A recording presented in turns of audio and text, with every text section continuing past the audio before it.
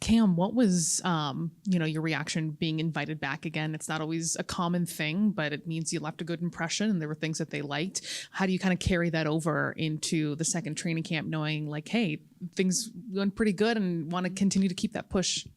I definitely had a little dance party in my room once I found out, so I was really excited.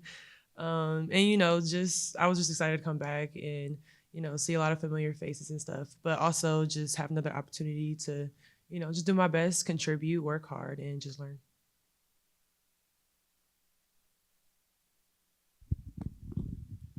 What is it like, playing for a post coach like Brunson, who obviously, her numbers in the rafters, Yeah. long history of great post play in this organization. It's kind of like for people who can't go through it, what is the practice with, Rebecca Brunson doing post drills like? Yeah, I mean it's great. I think being under her is like a great opportunity. There's a lot of people who would love to be in that position, so I'm very grateful.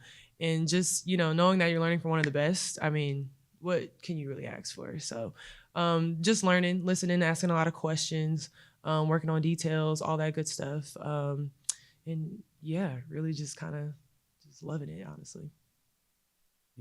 Thinking back to last year at this time compared to now, maybe a lot of Lynx fans haven't kind of followed your journey over the last year. What have you been working on that coming into this camp you feel is giving you a better chance to stick with the main roster and get that spot? Obviously, the difference from last year is like I'm a little bit more confident. So obviously there's still nerves, there's a lot of nerves in training camp and stuff. And I'm still technically a rookie when it comes to WNBA. So just really just asking questions and learning, continuing to build off what I know.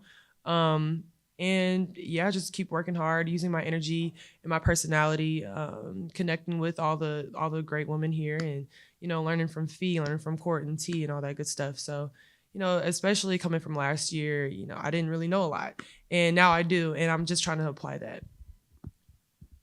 Off that point, what do you think is sort of one of the biggest things you learned in that process last year that you can apply to having another successful training camp this year? Another thing, there's so much. I mean, you got to focus on the small details, spacing, just little things when it comes to being a post player, screening plays, all that stuff. So there's so much. I can't really pinpoint one thing right now, but I do know one thing is just kind of keeping up with the pace, staying connected, asking questions, and just applying basically what I know into the game.